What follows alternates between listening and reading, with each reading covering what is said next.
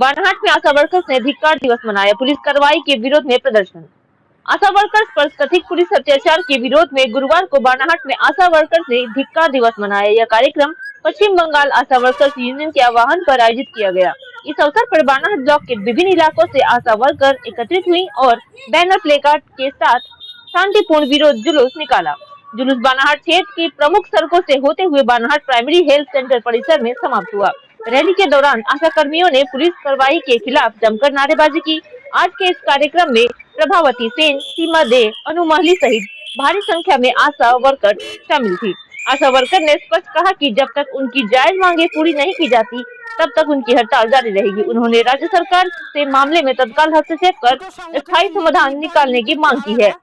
Union की तत्वाधान में चेतावनी दी गई कि यदि मांगों पर शीघ्र कार्रवाई नहीं हुई तो आने वाले दिनों में यह आंदोलन और तेज किया जाएगा। देखते रहिए एनआई न्यूज। প্রত্যেকে আশা দিদির মনে কিন্তু এক, প্রত্যেকে আশা দিদির মনের কথা কিন্তু এক। আমাদের ন্যূনতম 15,000 টাকা বেতন দিতেই হবে, আর আমাদের স্থায়ীকরণ করতে হবে। আমাদের যত বকেয়া আছে সব বকেয়া আমাদের প্রদান করতে হবে, আর সময় মতো সব বকেয়া আমাদের দিয়ে দিতে হবে।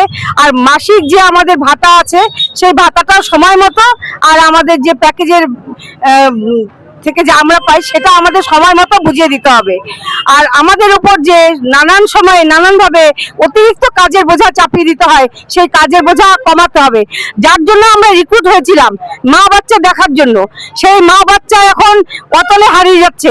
আমাদের বাড়তি এত কাজের বোঝা সমাজে যে কোনো জায়গায় আপনারা আমাদের দেখতে পাবেন। সে আপনি দুর্গাপুজোর বিসর্জনের ঘাটে দেখতে পাবেন, আপনি ছট পুজোর ঘাটে দেখতে পাবেন, মেলায় খেলায়, এমনকি চাকরির পরীক্ষায় পর্যন্ত আমাদের বসতে হচ্ছে।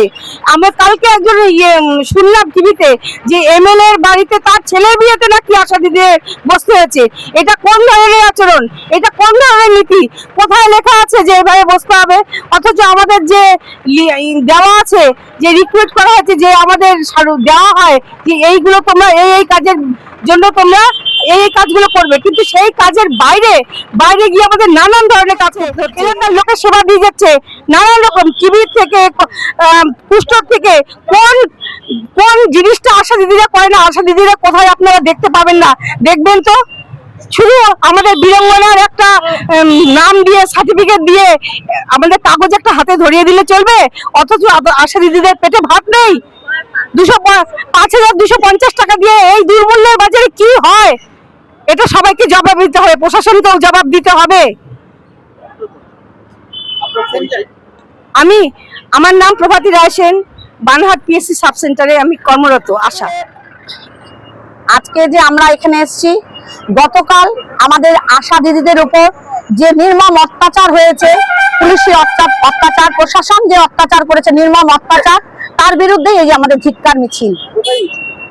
এটা কলকাতাতে রাজ্য স্বাস্থ্য দপ্তরে যাওয়ার জন্য আমরা সবাই রেডি হয়েছিলাম। বিভিন্ন জেলা, বিভিন্ন প্রান্তর, বিভিন্ন ব্লক থেকে সবাই ওখানে গেছিলেন, কিন্তু প্রশাসন বাধা দিয়ে তাদের সমস্ত সবাইকে আটকে দিয়েছে। কিন্তু যারা পেরেছে তারা বাধা বিপত্তি অতিক্রম করে তারা তার গন্তব্যস্থলে। আমার দাবি ছিল, সেই দাবি নিয়েই আমরা গত 23শে ডিসেম্বর থেকে লাগাতার কর্মবিরতিতে বসি, এবং 7ই জানুয়ারি আমাদের স্বাস্থ্য দপ্তরের সামনে একটা জমায়েত হয়, কিন্তু সেখানেও কোনো আমরা সফল কোনো বার্তা পাইনি। সেই জন্য আমরা 21 তারিখ, জানুয়ারি মাসের 21 তারিখ, গতকাল আমরা আবার স্বাস্থ্য ভবনের সামনে আমরা সামিল হই।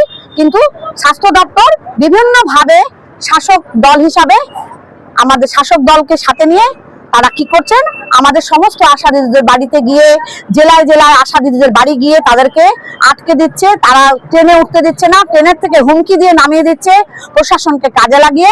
এই নির্মম অত্যাচার কালকে আপনারা নিশ্চয়ই আপনার সংবাদ মাধ্যমে দেখেছেন, টিভি চ্যানেলেও দেখেছেন।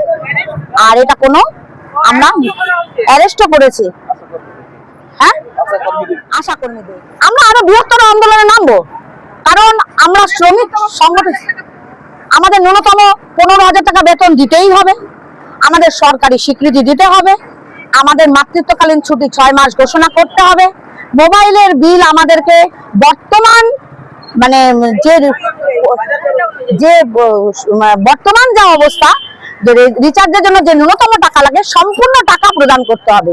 বকেয়া টাকা ভাগে ভাগে দেওয়া চলবে না, একদম সঠিক সময়ে সঠিকভাবে আমাদেরকে বেতন দিতে হবে। আমি সীমা দে, Banarhat TG sub centre 3 SWC তে আমি आशा कर्मी हिसाब से हम लोग को माँ और बच्चा के लिए ही नियुक्त किया गया था। उसके बाद हम लोग के ऊपर बहुत सारा बोझ दिया गया, लेकिन हम लोग यानी अपना जिम्मेवारी या अपना दायित्व सोच के हम लोग किए, ठीक है। लेकिन हम लोग का जो फैमिली है उसको चलाने के लिए भी पैसा चाहिए।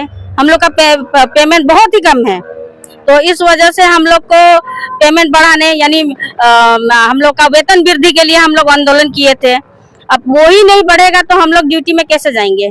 फिर भी हम लोग माँ और बच्चा का सेवा यानी प्रसवकालीन समय में हम लोग वो लोग को सेवा देंगे, और कोई भी असुविधा होगा तो हम लोग वो लोग को कांटेक्ट करके वो लोग का सुविधा असुविधा सब वो बताएंगे।